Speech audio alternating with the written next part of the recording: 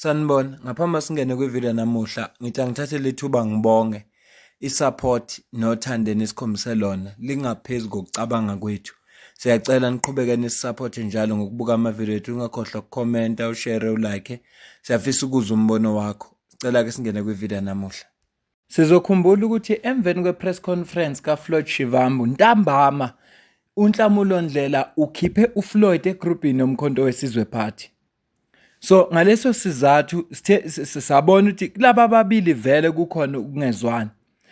Okuthe ngesonto iSunday World yapublish i-article ethi uNhlamulo Ndlela uMagange ufuna ukuba uSecretary General womkhonto wesizwe party. uFloyd Shivambu namuhla makakhuluma ne-NCA ufike wabiza uNhlamulo Ndlela ngesilima wakhuluma ngeinto eziningi nje athi zenziwe zisho na uNhlamulo Ndlela. Into engifuna ukuyenza-ke la ngifuna kuqala sicaphune i-article ebhalwe iSunday World ngoNhlamulo Ndlela ofuna ukuba u-SG bese siya ngqo kwinkulumo kaFloyd. Kodwa lokhu sekukubeke ngokucacile ukuthi laba ababili vele kabezwani. Ngoba asisazi isizathu mhlambe-ke besikhona sokuthi uNhlamulo vele a-remove uFloyd from kuma-group omkhonto wesizwe party. Ifundeka kanje.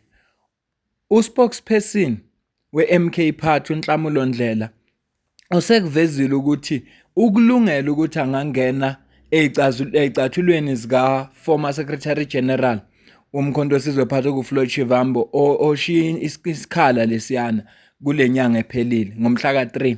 Ekhuluma neSunday World kuleli viki uNhlamulo Ndlela ukuvezile ukuthi angeke yena asinqaba lesikhundla uma ngathiwa uyacela ukuthi akasisebenze.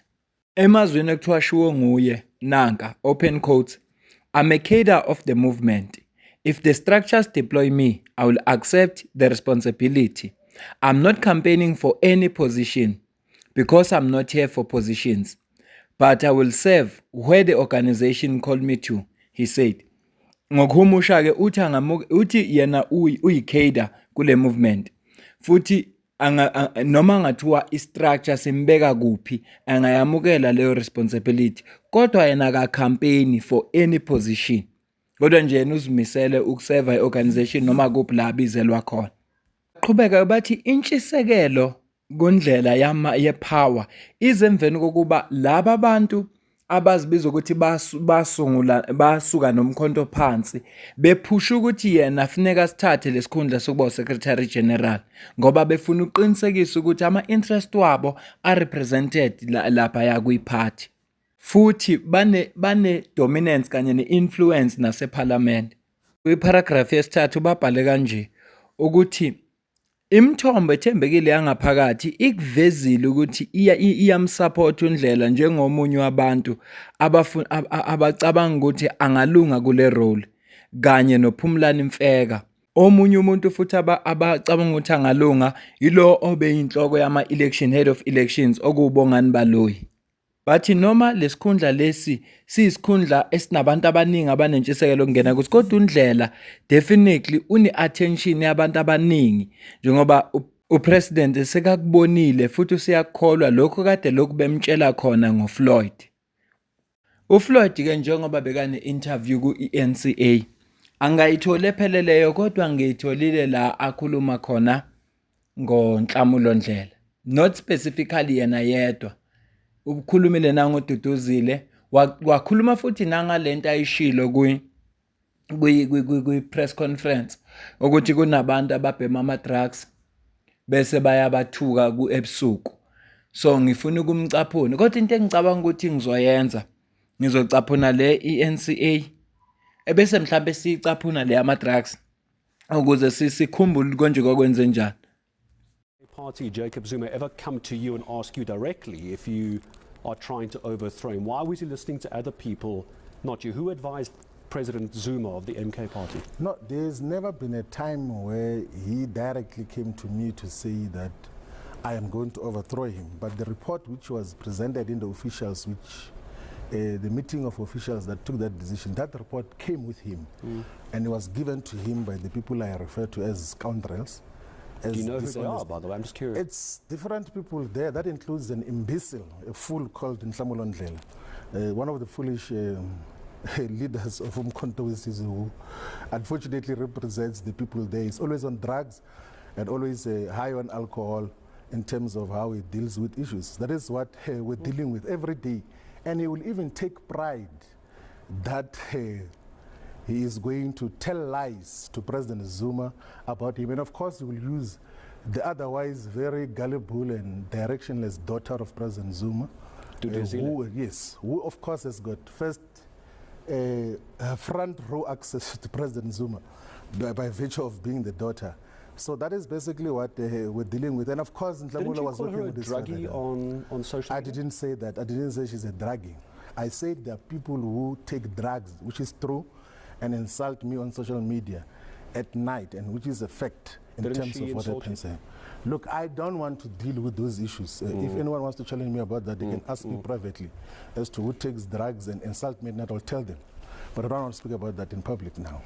Uyabona uma inkulumo isifike kulesigaba sekucacele ngisho ingane encane ukuthi uFloyd akasazimisele ukuba ingxenye yomkhonto weSizwe Party. Yebo yena uthi useyilunga lomkhonto weSizwe Party kodwa ubudlelwane bakhe nalabantu nje bembiza ngesilima ethi uphuza utshwala khona abantu abadla ama drugs buzobanjani. Uyambona ukuthi manje usefika esigabeni ngathi mina yonke lento uyenza ngoba mhlawumbe ephula ngamabomu ama values nama principles womkhonto weSizwe Party okuyinhlonipho, uthando konje nani lama values wabo ubuntu nanokuthi ba preacher iunity akufanelanga kube khona ingxabano nempikiswano. So uyazi ukuthi bangamcharge for lezi zinto azikhulumayo.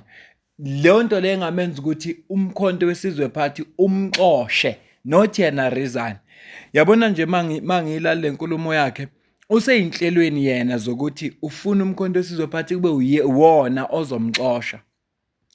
Uma ke umlalela kahle ngoba thina masilalela ngalelalanga sazitshela ukuthi uthi ududuzile ubhema ama drugs ebese emveni kwalapho eyamthuka ebusuku ngoba vele ududuzile wamthuka kusebusuku.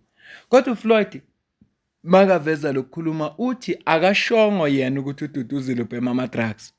Kodwa uthe kunabantu ababhema ama drugs of which uthi yena effect ukuthi nje akafuni ukukhuluma ngalawo bantu publicly. Kodwa uma engathi abantu bembuze privately uzokwazi ukusho ukuthi ngobani ababhema ama drugs bese bayamthuka ebusuku. Okunye futhi akushayo ukuthi labantu abeza nalama report akhulume ngawo bangena uthi it's a directionless daughter. Gullible directionless daughter kaJacob Zuma okududuzile. Yingakho ngithi mina lo muntu uyabona ubudlane bakhe futhi lento uyambona ukuthi uyenza intentionally ngamabomu. Ngoba ufuna umkhonto weSizwe Party ufike esigabeni la uzothi khona cha thina njengephathi siyaxosha wena. I-membership yakhe terminated because uphule nawo ama values nama principles omkhonto weSizwe Party of which abhalwa nguye. Ngiyacela ukuzokuphala kwakho ngalolu daba. Kuthini wena kwakho ukubona? Ngabe ngempela uNhlamulo ufuna ukuba uMagange ngokuba uSecretary General womkhonto weSizwe Party? Uma ngempela uNhlamulo bengezwani noFloyd, kazi babangani? Kazini laba ibangayo. Ngoba ngiyakhumbula ukuthi ngesikhathi uFloyd ayiseMalawi kwaphuma istatement esazivela sisesani ngoba vele wonke istatement eziphumayo ezikhuluma nemedia zivela ngathi zivela kuNhlamulo Ndlela. Uma yena uFloyd esekhuluma nabezindaba wathi uJacob Zuma benolwazi ukuthi uye eMalawi kodwa laba babhala istatement bengenalwazi. Ngiyakhumbula kwavela inkulumo zokuthi uJacob Zuma umdefendile uFloyd ngokuya eMalawi noma ke kubuye kwashintsha ekugcineni kodwa nje ngiyayikhumbula inkulumo enjalo. Yabe ngithi angikulethele lento ukuthi hayi yabona mina sekucacele nengane encane ukuthi uFloyd akasazimisela ukuba ingxenye yomkhonto weSizwe Party. Ngoba ukuba useyingxenye usazimisela ukuba ingxenye yomkhonto weSizwe Party ngabe ukhuluma kahle ngeqembu lakhe umkhonto wesizwe ebese ekhulumela ngale process abakuyo ukuthi bayokhuluma nabantu bayobuza ukuthi kufanele nabayivule political party noma akufanele. Kodwa ngiyacabanga ukuthi uyibekezelele yonke lento yenzeka isidi isikhathi kodwa sekufike la acasuka khona manje.